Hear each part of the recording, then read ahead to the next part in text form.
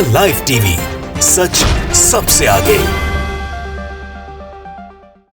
Hezbollah अब धीरे धीरे इसराइल पर भारी पड़ता हुआ नजर आ रहा है। इसराइल अब हिजबुल्लाह के रॉकेट हमलों के सामने कमजोर पड़ रहा है। ये मैं इसलिए कह रही हूं क्योंकि हिजबुल्लाह के रॉकेट्स के सामने इसराइल का एयर डिफेंस सिस्टम भी अब टिक नहीं पा रहा है। अब इसराइल के अंदर डर और खौफ का आलम यह है कि 2 लाख इसराइली सेटलर्स यानी कि इसराइली निवासी भाग खड़े हुए हैं। दूसरी तरफ अमेरिका यमन के हूथी लड़ाकों के निशाने पर है दोस्तों। और इन सब के अलावा 2 बड़ी और दिल खुश करने वाली खबर रूस से भी है। एक खबर कुरान से जुड़ी है और दूसरी रूस की मध्य पूर्व यानी कि मिडिल ईस्ट में बढ़ती रुचि को दिखा रही है। और 2025 में एक बड़ा कदम उठाने वाला है रूस। पूरी खबर क्या है दोस्तों, विस्तार से एक एक करके आपको बताऊंगी, इसलिए वीडियो में अंत तक बने रहिएगा। और गुजारिश है कि अगर आपने अभी तक हमारे चैनल को सब्सक्राइब नहीं किया है तो जरूर से कर लीजिए। आदाब दोस्तों, मेरा नाम है मिसबा खान। दोस्तों, जब से इसराइल ने लेबनान की जमीनी चढ़ाई शुरू की है, हिजबुल्लाह ने पूरे मोर्चे पर इसराइल को घेरना शुरू कर दिया है। इसराइल की उत्तरी सीमा पर हिजबुल्लाह के रॉकेट दिन रात बरस रहे हैं। इसराइली सेना ने खुद ये बताया है कि बुधवार को हिजबुल्लाह ने सिर्फ 8 मिनट के अंदर 90 रॉकेट दागे हैं। किरियत शिमोना जैसे कई शहरों में इन रॉकेट्स ने भारी तबाही मचाई। देखिए बीबीसी की रिपोर्ट जिसमें बताया गया है कि बुधवार को इसराइल की उत्तरी सीमा पर पूरे दिन आसमान में रॉकेट नजर आ रहे थे और इलाके में सायरन बज रहे थे। हिजबुल्लाह की मिसाइलों को रोकने में जुटा इसराइल का एयर डिफेंस सिस्टम कई बार चूक गया और लंबे वक्त से हिजबुल्लाह के रॉकेट्स के निशाने पर रहे किरियत शिमोना में कई रॉकेट गिरे। इस रिपोर्ट में दोस्तों ही बताया गया है आगे कि इस्राएली सेना ने खुद ये बताया है कि हिजबुल्लाह ने 8 मिनट के अंदर 90 यानी कि 90 रॉकेट दागे थे। हिजबुल्लाह के द्वारा किए जा रहे इन हमलों का असर कितना जबरदस्त हुआ है इसका अंदाजा आप इसी बात से लगा सकते हैं कि अब तक करीब 2 लाख इजरायली सेटलर्स यानी कि वहां के निवासी अपने घर छोड़कर भाग चुके हैं क्योंकि इसराइल का air defence system in rockets के हमलों को रोकने में नाकाम साबित हो रहा है, जिससे हिजबुल्लाह के रॉकेट्स इसराइल में तबाही मचा रहे हैं। मतलब सीधा है, इसराइल का मशहूर एयर डिफेंस सिस्टम अब फेल हो रहा है धीरे धीरे। मतलब सीधा और साफ है, इसराइल का मशहूर एयर डिफेंस सिस्टम अब धीरे धीरे फेल हो रहा है। ये सब मैं नहीं, खबरें कह रही हैं दोस्तों।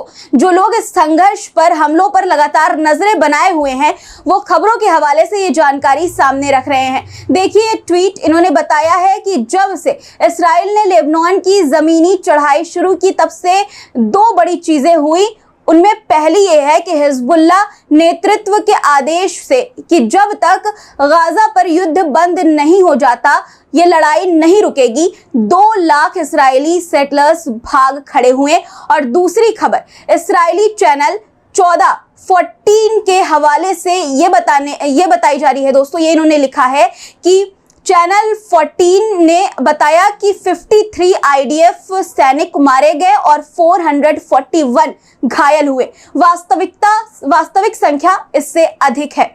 यानी दोस्तों इस्राइली चैनल की रिपोर्ट के मुताबिक अब तक 53 आईडीएफ सैनिक मारे जा चुके हैं और 441 से अधिक घायल हुए हैं। हालांकि वास्तविक संख्या इससे कहीं ज्यादा कहीं अधिक हो सकती है दोस्तों। मतलब साफ है, इसराइल को धीरे धीरे ही सही लेकिन गहरी चोट पहुंच रही है। अब बात करते हैं यमन के हूथी लड़ाकों की दोस्तों, जिन्होंने इस बार अमेरिका को अपना निशाना बनाया है। बीबीसी की रिपोर्ट के अनुसार हूथी लड़ाकों ने रॉकेट और मिसाइलों से 2 जहाजों पर हमला किया है। देखिए ये खबर जिसमें बताया गया है कि लेबनान की राजधानी बेरूत के पास स्थित यमन के हूथी लड़ाकों का कहना है कि उन्होंने रॉकेटों और मिसाइलों के जरिए 2 जहाजों को निशाना बनाया है। जिन 2 जहाजों को हूथी लड़ाकों ने निशाना बनाया है उनमें से एक जहाज की पहचान अमेरिका के ऑयल टैंकर के तौर पर की गई है। इसका नाम ओलंपिक स्पिरिट है। जिस वक्त हूथी लड़ाकों ने इस अमेरिकी जहाज को निशाना बनाया उस वक्त ये लाल सागर में तैनात था। वहीं दूसरी जहाज सेंट जॉन था जिसे हूथी लड़ाकों ने हिंद महासागर में अपना निशाना बनाया। इसी खबर में बताया गया है दोस्तों कि नवंबर 2023 से अभी तक हूथी लड़ाकों ने कुल 100 जहाजों को अपना निशाना बनाया है। इसमें से 2 जहाज डूब भी चुके हैं, डूब गए थे। इन हमलों के पीछे हूथी लड़ाकों का यह कहना है कि ये गाजा में इसराइल के सैन्य अभियान का बदला लेने के लिए किया गया है। आपको बता दो दोस्तों कि हूथी लड़ाकों का यमन के एक बड़े हिस्से पर नियंत्रण है। ये लाल सागर से होकर जाने वाले जहाजों को अक्सर ही अपना निशाना बनाते रहते हैं। हमास और इसराइल की लड़ाई शुरू होने के बाद से ही हूथी लड़ाकों ने इसराइल की ओर कई बार मिसाइलों और ड्रोन्स को छोड़ा है दोस्तों। यानी हूथी लड़ाके भी अब अमेरिका और इसराइल के लिए एक चुनौती बनकर खड़े हैं दोस्तों। अब रूस के बेहतरीन कदम के बारे में आपको बताती हूं। आप जानते ही हैं रूस शुरुआत से ही फिलिस्तीन के समर्थन में है और अब उसने कुरान पर नया कानून लाकर बता दिया है कि इस्लाम के खिलाफ जंग में वो मुस्लिम देशों के साथ है। उसने नया कानून बनाया है कि अगर किसी ने कुरान की बेहुरमती या उसका अपमान करने की कोशिश की तो उसका बेहद खतरनाक अंजाम होगा, उसे बेहद खतरनाक अंजाम भुगतना पड़ेगा।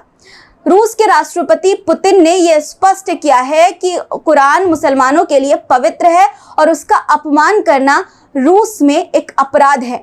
दोस्तों ये बयान मुसलमानों के प्रति रूस के समर्थन को दर्शाता है और इसराइल के प्रति रूस के रुख को जटिल बना देता है। रूस ने एक और बड़ा ऐलान किया है दोस्तों। रूस 2025 की शुरुआत में यमन में अपना दूतावास फिर से खोलने जा रहा है। यह कदम रूस की मध्य पूर्व यानी कि मिडिल ईस्ट में बढ़ती रुचि और अपनी उपस्थिति को मजबूत करने की दिशा में उठाया गया है। तो दोस्तों जहां एक तरफ हिजबुल्लाह के रॉकेट इसराइल पर भारी पड़ रहे हैं और 2 लाख से ज्यादा इसराइली सेटलर्स अपनी जान बचाने के लिए भाग खड़े हुए हैं, वहीं यमन के हूथी लड़ाके भी अमेरिका को सीधी चुनौती दे रहे हैं। दूसरी तरफ रूस ने कुरान की बेहुरमती को लेकर सख्त कानून बनाकर इस्लामी दुनिया को अपना समर्थन दिया है। इस पूरी खबर पर दोस्तों आपकी क्या राय है हमें जरूर बताइएगा कमेंट में। अगर आपने अब तक हमारे चैनल को सब्सक्राइब नहीं किया है तो सब्सक्राइब जरूर कर लीजिए ताकि आपको हर नई अपडेट सबसे पहले मिल सके। फिर मिलेंगे अगली वीडियो में, तब तक के लिए अलविदा। द लाइव टीवी, सच सबसे आगे।